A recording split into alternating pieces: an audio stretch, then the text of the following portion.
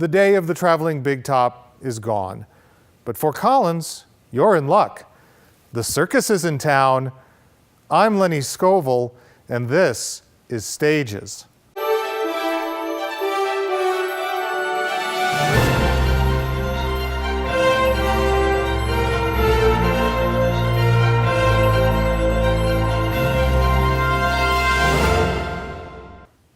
Welcome. Once again, we are here at Bas Bleu Theatre, this time for the opening of The Flea and the Professor. I am with the director, Jeffrey Bigger, and the music director, Jennifer Bray. Welcome to you both, and thank you for joining us today. Thank you for having us. So this is a musical production. Obviously, we have a musical director. Not a musical I'm familiar with. Jeffrey, can you tell us a little bit about what the show is about? It's not a musical most people are familiar with. It's only been done a few times. Garrett Ayers is the one that founded the show. I don't know where he saw it, where he ran across it. It was something that hit his desk and he fell in love with it. Was wanting to direct it, and then life gets in the way of things sometimes. So Wendy called me and said, would you like to direct a musical? And I said, could I read it first? And so I did. I loved it. I think it's a great story. It's based on Han Christian Andersen's short story, The Flea and the Professor. One of the last ones he wrote, so it doesn't really sort of fit into his portfolio of work. It's right, I was curious about how I assume that it feels a little different than what you assume coming from Hans Christian Andersen. So tell us about the story itself. What is happening in this? It's very much vignettes.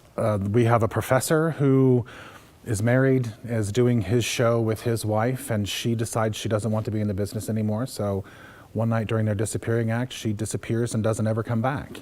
And so he's left alone to perform his one-man circus show, and runs across a flea in his waistcoat that he then trains to be the first flea circus. So they travel the world with the newly found flea circus and end up on an island of cannibals, as one does. Like you do. Yes, because it's Thursday. And so they meet the cannibals, the flea and the cannibal princess fall in love.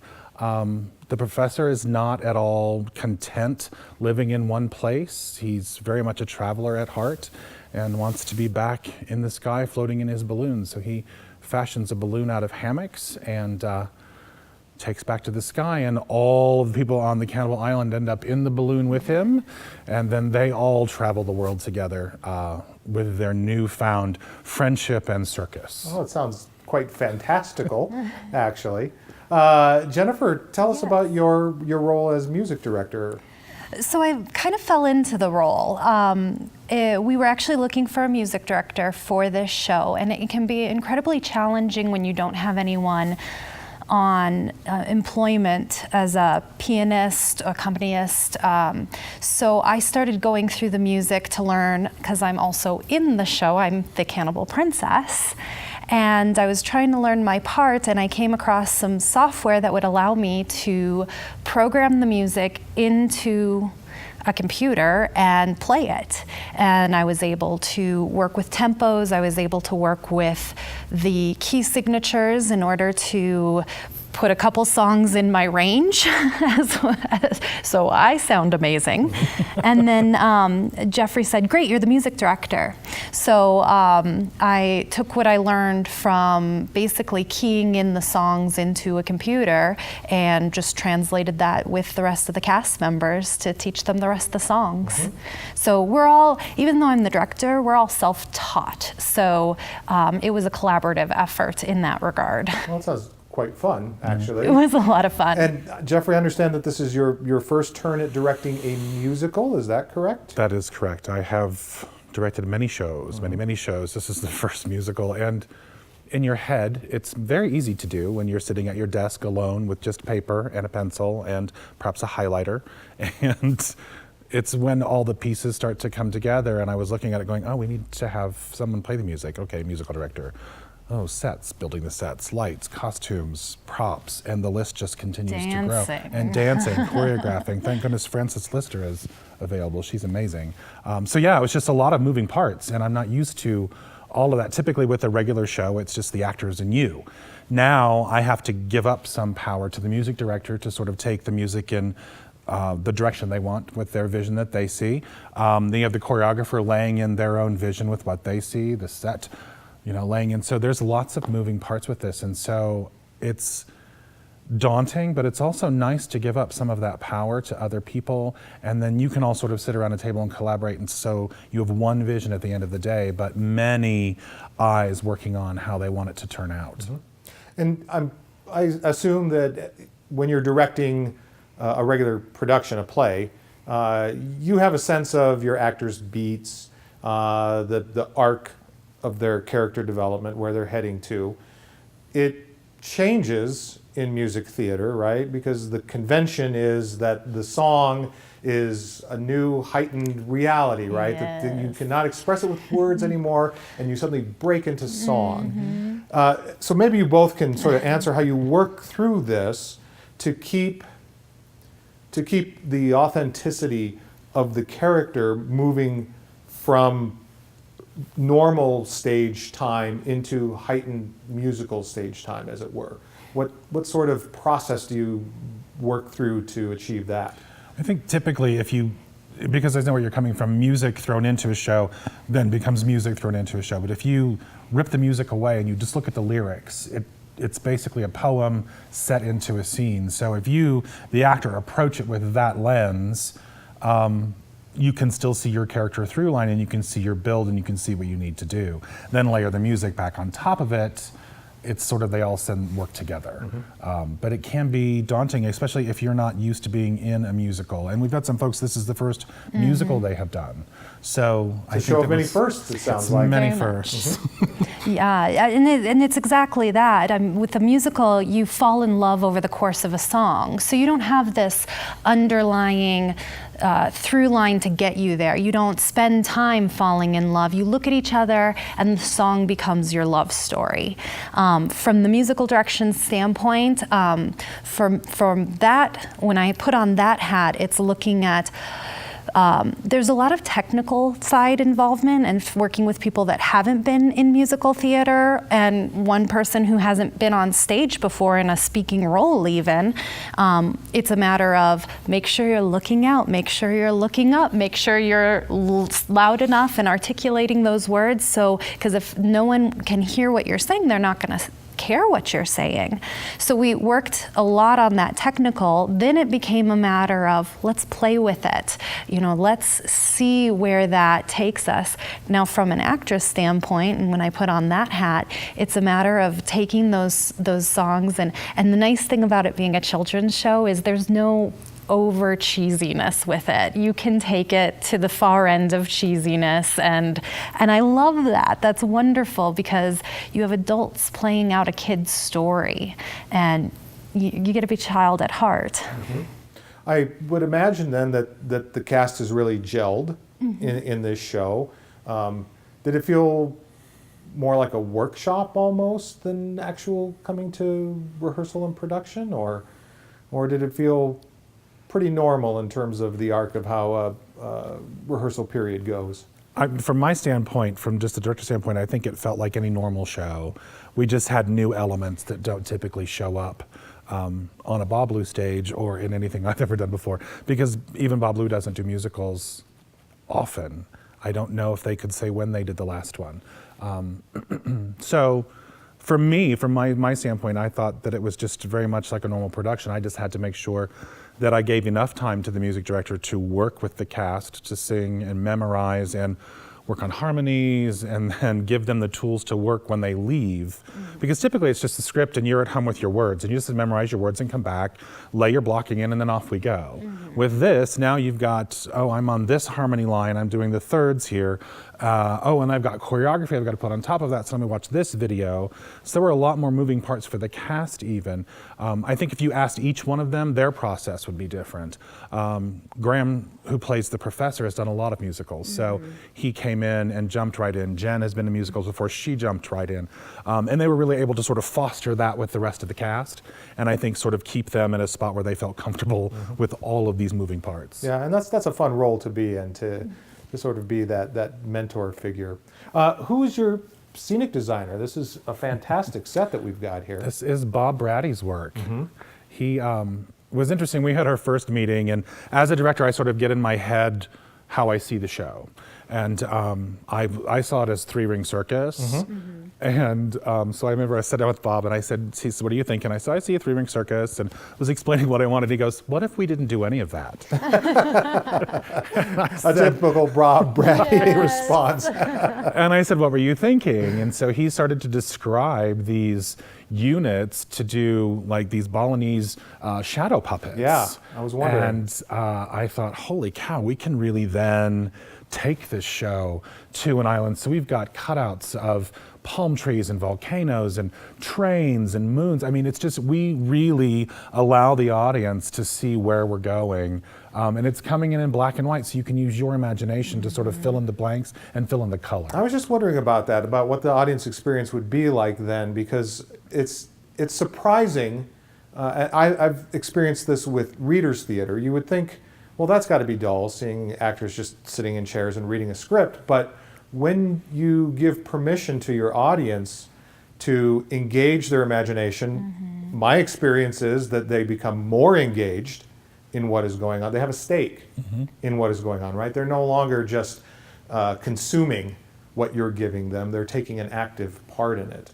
And so this must really lend itself to that. It does. We give them the structure and then we allow them to fill in the blanks. So we've given them the box of crayons and now they can color it however they want. Fantastic. And what they do with it is their own. I know that when we first saw this stuff come to life, I think it really changed how we worked, even, I don't know, from Cass' point of view. Absolutely. Well, so much of this show is presentation quality. It's this circus, and this is our circus stage, this is the audience, and when we have the audience actively engaging in the professor saying a joke, and he's saying it on stage, but the audience is answering, or the audience is applauding during the parts where audience would normally applaud during a circus show.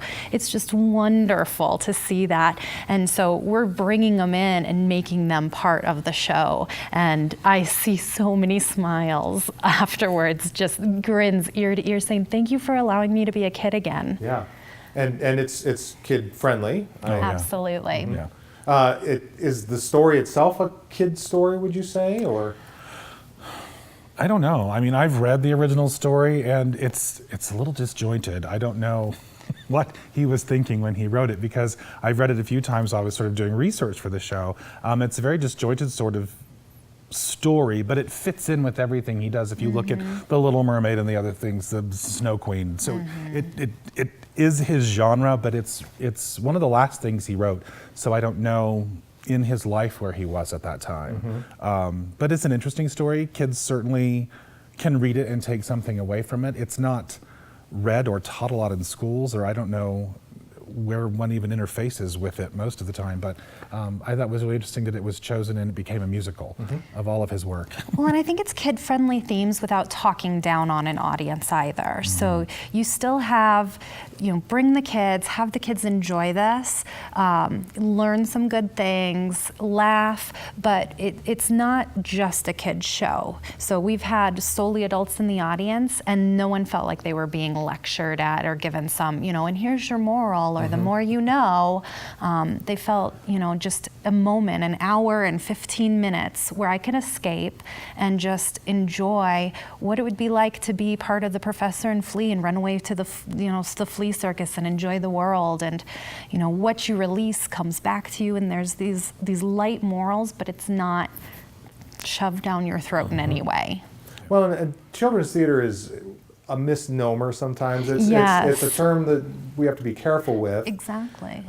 Because sometimes you'll assume that it's theater by children, or that it's theater exclusively for children, when it's got a rich and broad history and base, and a lot of quality entertainment coming from what we quote unquote call children's theater. Yeah, and I think some people, even through the actor lens, some actors go, well, I'm not going to do that, it's children's theater. Sometimes that's the hardest theater to do, to really allow yourself to let go and to just be yourself, and to be bigger than yourself if you want to be, to really draw kids in. Because an audience full of children is the most honest audience you will ever work in front of. 100%. Adults know those, party games of, oh, I did a great performance, but kids will walk up and say, that was awful. Yeah. And so it's harder to do, and I think actors need to let themselves let go sometimes and really try something different. Well, and it encourages actors to do what we're sort of taught to do at the beginning, right? Is to let go of all of those presuppositions that we have about character and place and time, and to allow ourselves to play. And my experience of children's theater at its best is it's an invitation for everyone to play. It's that invitation to come back and find those things that your job and your neighbors and society is telling you, it's time to put those things away and to grow up and to be serious now. And we get so lost in the seriousness that having a little folly is fun in our lives. So we've created this fantastic circus world, and we have cannibals, and we have a flea. It suggests that we have fantastic costumes for this show. Who is your costumer on this show? Nikki, Dominique Mickelson, did costumes for this, and she did an amazing job. She's worked for Bas Bleu before, and she works for other theaters in and around Fort Collins. Did a great job. I sort of gave her free range to do whatever she wanted. We did have a couple of meetings where we talked about specifically the cannibals, because the script makes it very clear that they're not to look like your typical cannibal with the grass skirt and that sort of thing. So I, in my head, saw them as sort of like 1980s rock pop stars, and so I let her sort of run with that. We've got nods to early Madonna, nods to MC Hammer, wonderfully fantastic colors, greens and purples and pinks. The Flea is in a red union suit with a leather vest and fur epaulets, And red hair, red hair. That's right, red hair and a red beard. So, she did a great job. And then when they all finally come together and dance on stage, you can see the unity in the whole thing. It's just nice she did a great job. I was thrilled. Apart from the early pop star thing, is there any sense of suggested time or intentionally out of time? So are there costumes that span different time periods? I mean, the circus to me has sort of that, it has that sort of intrinsic 19th century feel that to it. Victorian. Yeah. I think you get the sense of that, but you still feel this 80s vibe coming through, where it was just a lot of fun colors. There's no holds barred, and so you're really allowed to have this freedom of expression that you wouldn't typically be allowed to have with that Victorian era. So when you look at, the cannibal princess in a pink corset and a pink tutu and pink hair, it's just totally believable that that's the way the cannibals dress, because we are a little bit out of that time. And the professor is really more a nod to your typical time frame. He's in a suit with a bow tie and a vest. The storyteller is dressed as typical circus clothing. So the characters that aren't the cannibals are really nods to the time that the circus is from, but the cannibals sort of bring it to a more modern feel. So it's really a mixture of both. It does kind of remind me of The Greatest Showman in that, you have intentional anachronisms, intentional the anachronisms, dancing and everything is so modern feel to it, but everything else is not. It's we did a very similar theme here. Started to talk about the Flea, and I wanted to find out a little bit more about that character. So we have the professor, whose wife has disappeared, gone, and he finds a flea in his waistcoat. Are we to believe that it's a literal flea, or is it a symbol of something else? What is the flea exactly?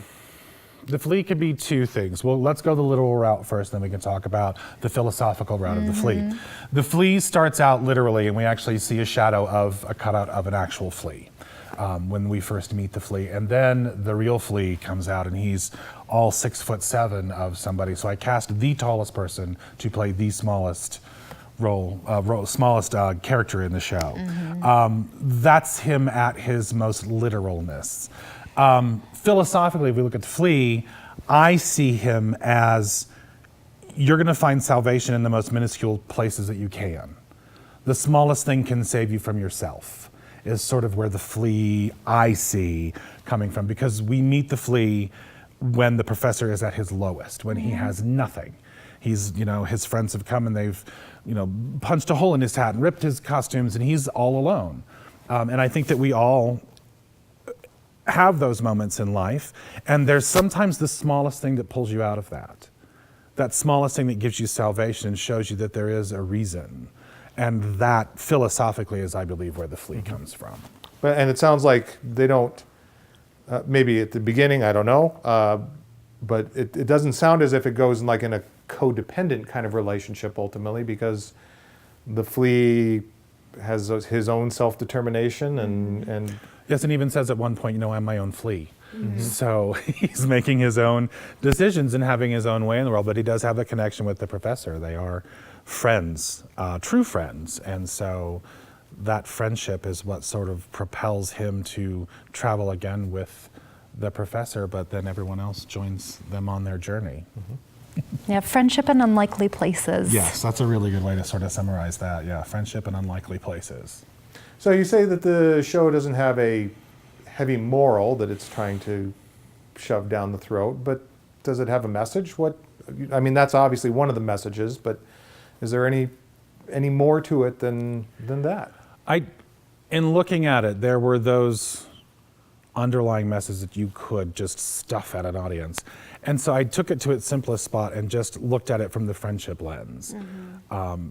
Because we all end up being friends in this show at the end, and we're coming at it from different places. You meet cannibals, you wouldn't expect to befriend a cannibal, but yet they befriend the cannibal princess, and she, in turn, in meeting a friend, changes herself.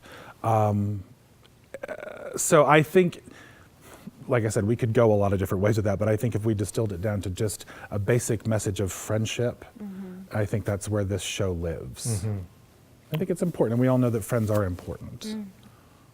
I was talking to you earlier about the fantastic old circus posters that are adorning the entries to the theater. Tell us where those came from? Those came from New York. Jan Egerwich's husband designed those for a production of Assassins in New York, and they were sitting in one of their storage units. And we were at one of our early production meetings with Jana and Bob, and we were talking, and she goes, "We have these sideshow posters in New York. Would you be at all interested in those?" And I said, without even seeing them, yes.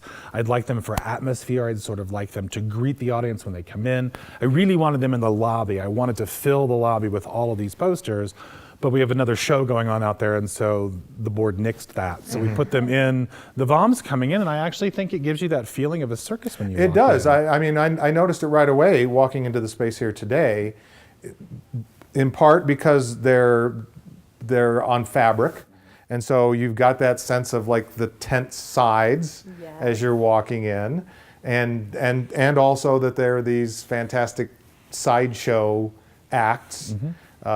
So it is very atmospheric. It's fun, and I can understand how this is a holiday show, but it's not Nutcracker. It's not. It's not. No. It's not a typical holiday show, but perfectly appropriate holiday fare. Well, we have the Denver Center that's running, A Christmas Carol and the Santaland Diaries. They're running all their shows that are Christmas, and everyone's doing Christmas everywhere.